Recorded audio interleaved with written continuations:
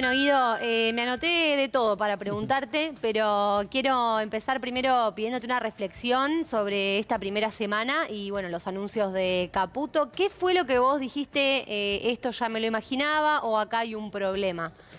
Sí, primero muy bueno el resumen, me lo quedé escuchando porque realmente bastante sintético en todo lo que pasó. Gracias a Anabela Sánchez y a Iago Siminato, la verdad que estuvo impecable. Sí, sí. Con respecto a las medidas, eran un poco esperables, lo que fue el salto del dólar era bastante esperable. Lo que sí, quizás para quienes estudiamos lo que pensaba Milei, era medio inesperado tanto aumento de impuestos, tanto en el impuesto país, como esta cuestión de la reversión del impuesto a las ganancias. Digo, esto es importante porque uno puede revertir un impuesto, uno puede volver a poner un impuesto, pero también tiene la posibilidad de fijar otro impuesto, si quisiera hacerlo. O sea que fue una decisión deliberada de que impacten los trabajadores el impuesto a las ganancias, porque se podría haber hecho como se hizo el impuesto a las grandes riquezas y ahí quizás compensar ese desfasaje. O sea que se eligió adrede compensarlo mediante los trabajadores, digamos, mediante el ingreso de los trabajadores, que Milei bien criticaba diciendo que era un ingreso de los trabajadores y no era ganancia. Así que eso sí, digamos, ese por un lado me tomó por sorpresa el tema impositivo porque no era lo que estaban planteando. Claro. ¿Y crees que el presidente en algún momento va a ir gastando capital político con estas contradicciones como votar en el Congreso, eliminar el impuesto a las ganancias y después traerlo de nuevo a la escena, o prometer que el ajuste va a caer todo o la gran mayoría sobre el sector público y después termina siendo 60 en el sector público, 40 en el sector privado? ¿Cuánto margen hay de la gente en ese sentido y en relación al capital político del presidente? Sí, a mí me parece que como norma general la gente votó y está dispuesta a hacer un esfuerzo. Estamos hablando siempre en términos generales, siempre generalizar uno se equivoca, pero digo, si uno pudiera generalizarlo, está dispuesta a hacer cierto esfuerzo en pos de la estabilidad económica. A mí me parece que eso fue un gran componente de lo que fue la elección, ¿no? El tema es que no sabemos cuánto está dispuesto a ceder y no sabemos cuál es el grado de ajuste que está dispuesto a tolerar. O sea, cuánto tiempo y cuánto. Eso es una gran incógnita. A mi entender, si bien la frase de Caputo me pareció desafortunada al decir que la gente estaba contenta con las medidas o algo por el estilo, que la habían recibido positivamente, es cierto que hay una parte que sí la avala. Que aplaudía el discurso cuando decía que iba a haber ajuste. O sea, a mí me parece que eso sigue subsistiendo. A mí me parece que el problema lo va a tener Milei, mirando un poco más a futuro, cuando él dice estas medidas son provisorias, la de cobrar más impuestos. ¿Cuál es el problema? Muchos de los impuestos que se fijaron en la Argentina fueron provisorios. Los impuestos tienen eso y después quedan. Entonces, supongamos, vamos a hacer el ejercicio teórico de que en realidad Milei llega a fin del año que viene y llega a ese equilibrio fiscal, que yo lo dudo bastante, después si quieren lo vemos, porque en realidad también se le va a caer la recaudación. Entonces, es un ciclo, por eso los... no le va a ser fácil llegar al déficit cero. Claro, porque en realidad está calculado desde un Excel en el cual vos reducís un 5% del PBI, como se está estimando, en los gastos, pero el problema es que se te cae la recaudación por el otro lado y se te va a caer fuerte, porque los recortes que están haciendo son recortes que iban al consumo. Entonces esa caída después hay que recomponerla, entonces no es un 5% de ajuste que tenés que hacer, sino que tiene que ser un ajuste mucho mayor. Entonces, pero supongamos que él llegue, vamos a tratar de ser optimistas en los términos de Milei. Supongamos que llegue a esa luz fiscal al final del camino de la que habló. Una vez que él llega... Llegó a través de los impuestos que logró imponer este año. El impuesto país, las retenciones nuevamente, las retenciones sobre los otros bienes, el impuesto al país a las importaciones y la reversión de ganancias. Entonces, todos esos impuestos, ¿los va a sacar? O sea, se le va a hacer más cuesta arriba todavía mantener el equilibrio fiscal. Entonces, si llega a esa estabilidad, es una estabilidad deseada. Sería un buen desempeño en sus términos. Entonces, sería raro que él vuelva y saque esos impuestos, digamos. Entonces, lo que él plantea es que él lo va a hacer hoy en sus declaraciones, que hizo un vivo, explicó eso, que era algo provisorio, que era algo que él no quería hacer, que él no está de acuerdo con hacer. El problema es que todos los que implementaron el impuesto en algún momento dijeron no estamos de acuerdo con implementar un impuesto. Es muy difícil que haya una defensa de alguien hacia un impuesto puntual. Pero después se terminan quedando. Entonces ese es el problema. Para mí ahí sí Milei va a perder mucho capital político porque ahora está diciendo que es provisorio. Y ese provisorio tampoco determinó cuánto tiempo iba a ser. Guido, hay un sector del PRO que casi cogobierna junto a Javier Milei. Tenemos a Patricia Bullrich, que hasta hoy es la presidenta del PRO, más allá de que llamó a elecciones. Cristian Ritondo estuvo a punto de ser el presidente de toda la Cámara, con aval de Javier Milei y apoyo de Mauricio Macri. Después finalmente Javier Milei terminó decidiendo que esto no ocurra de esta manera, pero a la hora de analizar las medidas de Caputo tenemos gente que apoya, como Cristian Ritondo o Fernando Iglesias. Lo vemos y después lo analizamos.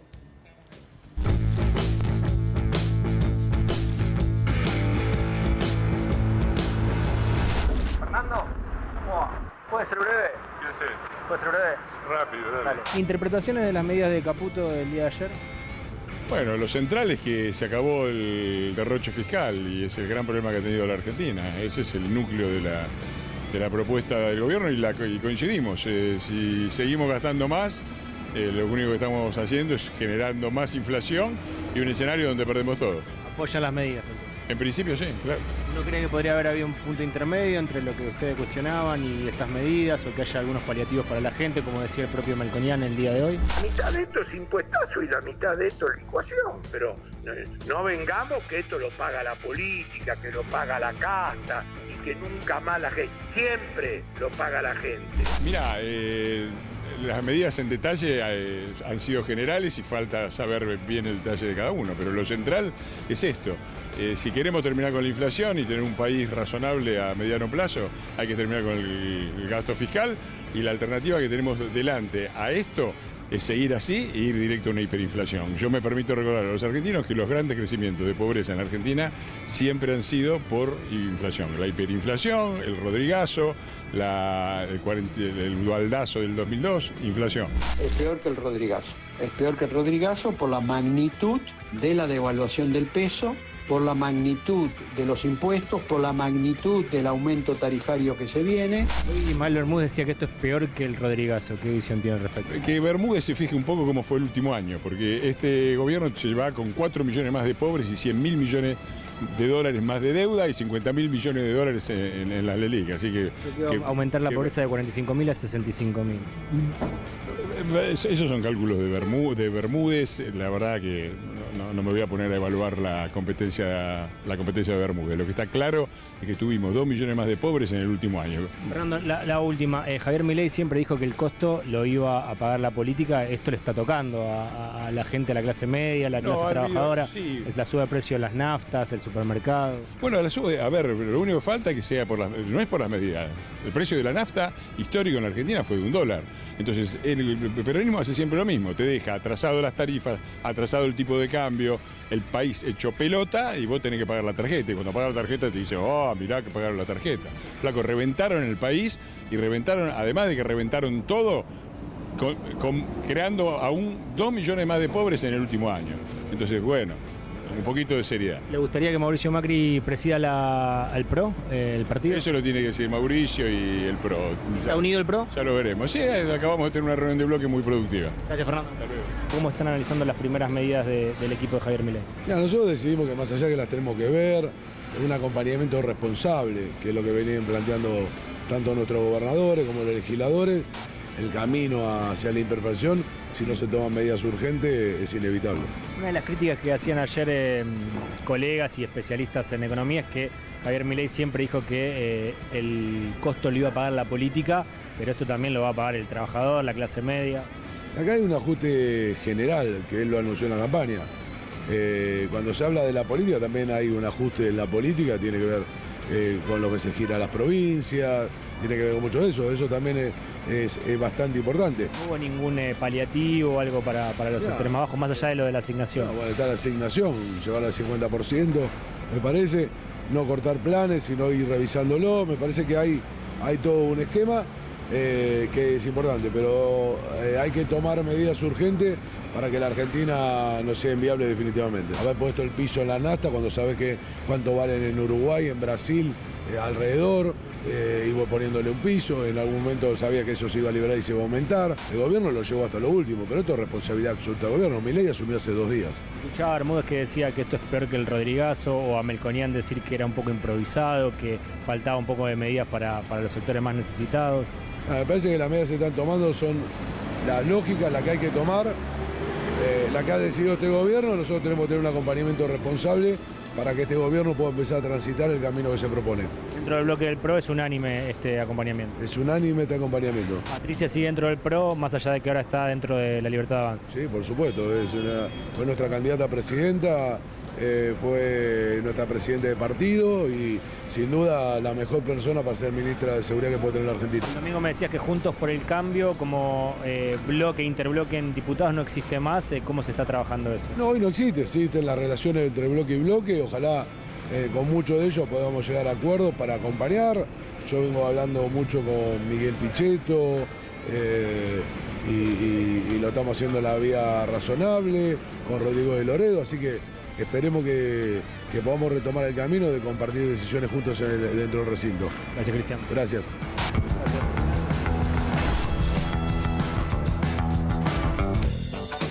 Bueno, Guido, Rodrigazo, hiperinflación, ¿era inevitable si no se tomaban estas medidas, como se está diciendo desde el gobierno? Sí, a ver, a mí me parece primero esperable lo que dicen los miembros del PRO. ¿Por qué? Porque en realidad se está llevando esa agenda.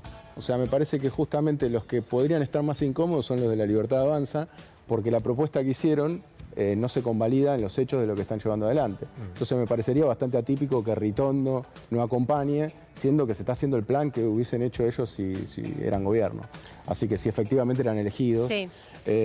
Y entonces, en definitiva, me parece algo bastante lógico. Lo que están haciendo con los números, a mí sí, y lo que presenta Milei con respecto a lo que preguntás de la hiperinflación, es que están llevando, para entender, ellos lo que hablaban fue de más de un 3.600% de inflación en la cual estamos hoy en día. Sí. Lo que hicieron fue agarrar el dato de la inflación de un 1% por día y aplicarle el interés compuesto. ¿Esto qué quiere decir? Para no hacerlo muy rebuscado. 1% sube el día siguiente el 1% de lo ya subido, ¿no? Sí. Y así extenderlo por 365 días del año y ahí te da la cuenta que ellos están haciendo. O sea, lo que quieren hacer es mostrar un escenario hiperinflacionario, lo cual, fíjate que suena contraintuitivo con lo que generalmente tenemos, porque los gobiernos que tratan por lo general de mostrar el dato positivo para decir que y va a calmar a la mejorar. gente, que va a mejorar, Claro, que va a tomás el bajar. último dato, entonces, bueno, si el último mes se te fue, tomás el Sí. último año. ¿Y ¿no? por qué se hace esto? ¿Por qué esta estrategia? A mi entender, porque lo que ocurrió en el año 89, por ejemplo, que tuvimos una hiperinflación, vos tenías un consenso para hacer el ajuste. ¿Por qué? Porque había una hiperinflación, de nuevo, un escenario parecido en los términos del descontento social con la inestabilidad económica. Sí, pero ahí sí había una Entonces había una hiperinflación. hiper, exacto. Acá que Ahora tenías no. una aceleración inflacionaria, pero no tenías una hiper. Y te amaban con la 15.000 anual. Claro. Entonces, ¿qué era lo que pasaba? Entonces lo que te dicen ahora es, bueno, se está acelerando, en realidad heredamos prácticamente una hiper, ¿no? Entonces de esa manera intentan convencer a la gente que la Pero no es estabilidad real, es más decís necesaria. vos. Pero en realidad no la hay. Claro, no la hay. Ahora ellos sí pueden forzarla. De esta manera de liberalizar la economía, hay que ver si llegan, pareciera que quisieran hacerlo. Ellos declaran que no, que vamos a tratar de evitar la hiperinflación. Pero en realidad de esta manera lo que están haciendo es forzar, están liberalizando todos los precios. Acordémonos que lo del combustible parece algo anecdótico, pero en realidad es a lo que pega a todos los bienes de la economía. Todos los Repercute en bienes todo. se trasladan con un flete. El flete, el componente más importante es el combustible. Entonces eso nos lleva a que todos los precios aumenten. Y si está aumentando al 1% mensual, es producto de lo que está haciendo este gobierno, no es producto del gobierno anterior. Y pero te dicen, hace 4 días que se está gobernando nada más. Claro, primero que ahí yo veo una contradicción que invito a la reflexión a todos con eso es, ellos dicen, 16 años que gobernó el kirchnerismo, no supieron controlar nada, gestionaron muy mal y demás. No suman Ahora, los 4 de Macri. Claro, no suman los 4. Aparte de no sumar los 4 de Macri, digo, pero tuvieron una ingeniería quirúrgica para implantar una hiperinflación el día que se fueron. O sea, en realidad son unos genios los que gestionaron antes. Porque gestionando 16 años para que nunca se les produjo una hiperinflación, para dejarle plantado justo el primer día que ellos llegan una hiper. O sea, esto muestra claramente que no es así, que no fue planteado bajo esa lógica. Es cierto que se venía con problemas económicos, eso está súper claro. Sí. La inflación venía en aumento. El problema que hay con los importadores y con este bono es un problema que claramente dejó el gobierno anterior. Pero eso no quiere decir que te haya dejado una hiperinflación. Entonces ahora están generando ese escenario para decir que hay una hiper. Guido, antes de avanzar, quiero hacerte una pregunta sobre lo que vimos en el informe. Fernando Iglesias y varios del PRO tienen el chip de que sí o sí el precio del combustible es $1 litro, $1. ¿Cómo afecta esta suba del combustible? Porque hablaba Moreno el otro día, las medidas no son tan importantes como la suba del combustible o la suba de los alimentos. Bueno, ahí hay varios aspectos. Primero, que lo que está diciendo es falso, porque en la época de Macri, en el año 2018, el combustible está $1,24. O sea que en su misma gestión estaba arriba del dólar. Después, si vos fijás el precio internacional, vos podés tomar varias referencias. A ver, el caso más cercano que tenemos es Uruguay, está casi $2, más o menos el combustible. Ahora, ¿cuál es la diferencia con Uruguay justamente? Es que nosotros lo producimos. Claro, nosotros entonces, tenemos ahí está la petróleo. concepción, ahí está la concepción de cómo fijas el precio. El precio se fija por el precio internacional.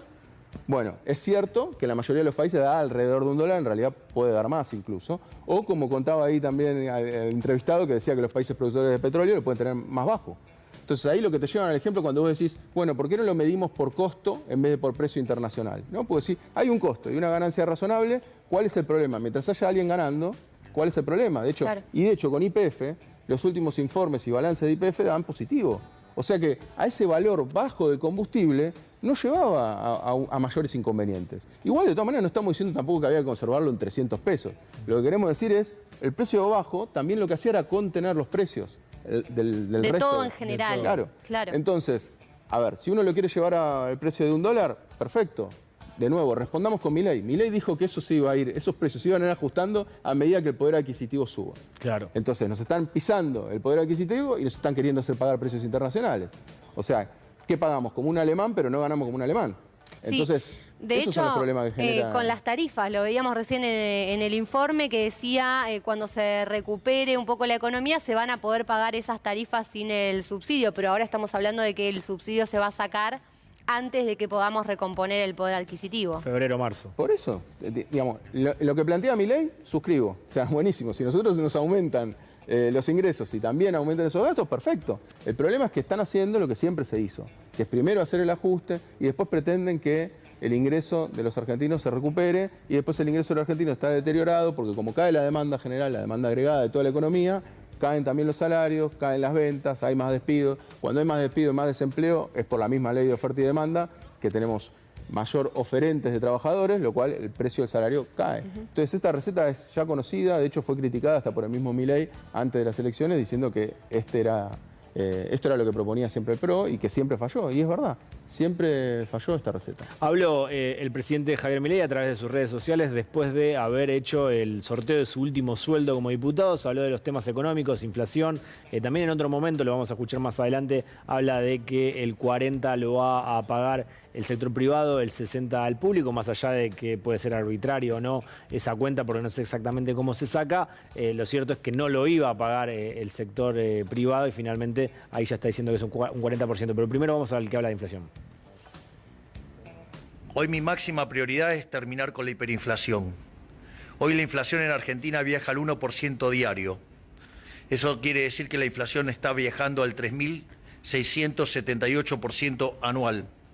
Estamos totalmente abocados en terminar con la inflación, de evitar la hiperinflación. De ahí que hicimos un programa hiperortodoxo con un fuerte ajuste fiscal para llevar el déficit financiero a cero, todo lo que tiene que ver con el sinceramiento del mercado de cambios y además toda la reestructuración del Banco Central para terminar con el problema de los pasivos remunerados. Si seguimos en esta senda, la verdad es que hemos logrado cerrar la brecha con el tipo de cambio de importación más lo que tiene que ver con el impuesto país, en un contexto donde logramos bajar la tasa de interés, baja el riesgo país y además el Banco Central está comprando dólares. El que se iba a cerrar. Bueno, Guido, ¿qué ves ahí en los dichos de Milei? Hay otra vez el 1%, la suma, 3.000 y pico. Por eso, desde ya que ese cálculo está mal y esperemos que no se mantenga el 1% diario desde ya. Y después lo que ahí habría que plantearse es por qué si esta cuestión es provisoria, la de cobrar más impuestos, esta cuestión que está diciendo de una cuestión provisoria, ¿por qué no lo planteó en campaña? O sea, ¿por qué en campaña no dijo provisoriamente voy a subir los impuestos y sin embargo lo que él hizo fue hacer campaña diciendo que iba a bajar los impuestos? Y segundo, y me parece más importante, es la cuestión de esto que me preguntabas antes, del ajuste del Estado o de los privados y demás. Si el Estado, dicho por los mismos libertarios, o dicho por Milei mismo, el Estado es tan grande, si vos haces un ajuste sobre ese Estado, vamos a tomar sus mismas premisas, ¿no? El Estado es muy grande. Vos haces un ajuste sobre el Estado, sin lugar a dudas te va a repercutir en el resto de la sociedad. ¿Por qué? Porque ¿qué pasa? Al estatal, que vos le bajás el salario, o que vos despedís, o no contratás más, lo que va a ocurrir es que automáticamente cae la demanda. Entonces, en los comercios que iba y gastaba, automáticamente va a dejar de gastar. entonces va a terminar repercutiendo en el privado. Entonces esta cuestión de ver al Estado escindido de los privados es una visión libertaria que es totalmente falsa, que no ocurre así. Vos cuando ajustás sobre el Estado, ajustás también sobre el privado. Y aparte porque, de nuevo, todos, si hay despedidos de parte del Estado, también van a ir al mercado laboral, y en el mercado laboral se juntan todos. Claro. No es que hay un mercado laboral estatal y un mercado laboral privado. Se juntan y hacen a la oferta y a la demanda laboral. Entonces, sin lugar a dudas, un recorte así fuera solo del Estado, también repercute en los privados. Pero así todo no fue solo del Estado, sino que fue también sobre los privados. Bueno, de hecho habló de esto que estás diciendo, 60% y 40% el Estado, los privados. Vamos a compartir la palabra de Milei. Donde el 60% del mismo recae en la política y 40% en el sector privado. Pero todo lo que cae en el sector privado es transitorio, con lo cual, de acá para adelante, después, una vez que reacomodemos la economía, vamos a empezar a eliminar todas esas cosas que a los libertarios no nos gustan. 60 el sector público, 40 el privado. En la campaña era la va a pagar la casta, la va a pagar la política. En el discurso que parecía que seguía de campaña ya una vez asumido afuera del Congreso, dice casi la totalidad va a recaer en el sector público. Al decir casi la totalidad te está diciendo que hay un margen. Yo decís casi la totalidad es un margen pequeño. Bueno, no, 40%. Sí, tengamos en cuenta que cuando habla del Estado está hablando, por ejemplo, de la obra pública. Y la obra pública es un beneficio para... O sea, ¿no es un beneficio para los privados también? Que haya una ruta en condiciones. Para todos los privados también es un beneficio. O sea que, en realidad, también la división, insisto, la división entre privado y el Estado es arbitraria. Es lo que, porque, en realidad, de los cargos políticos, que ahí está hecha la cuenta, es el 0,04%. O sea que, en realidad, el recorte de la política es realmente muy poco, el de estos cargos. O sea, generalmente se hace más pour le galerie, ¿no? O sea, es algo para mostrar de que en realidad hay un recorte y en realidad eso no termina ocurriendo, es insignificante. Y en definitiva me parece, y esto sí, y suscribo con lo que veíamos antes que decía Melconian, que en realidad ahí lo que se está haciendo es más licuar lo que son los ingresos. Porque en realidad lo que va a ocurrir es que vamos a ir atrasados tanto con las jubilaciones como la de los empleados estatales por detrás de la inflación. Esta hiperinflación lo que va a hacer es licuar esos ingresos. Por lo cual, fíjense también qué perverso esto. No hace ni falta que la nómina del Estado se disminuya. Porque en realidad es más fuerte, lo que decimos en economía, el efecto precios que el efecto cantidad. O sea, si vos lográs licuar, vamos a poner un ejemplo, un 30% de los ingresos de los asalariados del Estado, es mucho más fuerte que naturalmente poder despedir un tercio de los empleados estatales, que es más inviable incluso. Guido, tenemos que hacer una tanda muy cortita, pero te quedás porque tenemos muchas más dudas. Si te tenés que ir, te puedo decir. Nosotros te invitamos a que te quedes. Te quedas un rato más. Hacemos una pausa cortita y ya seguimos. Y ya volvemos charlando con Guido más sobre toda la coyuntura.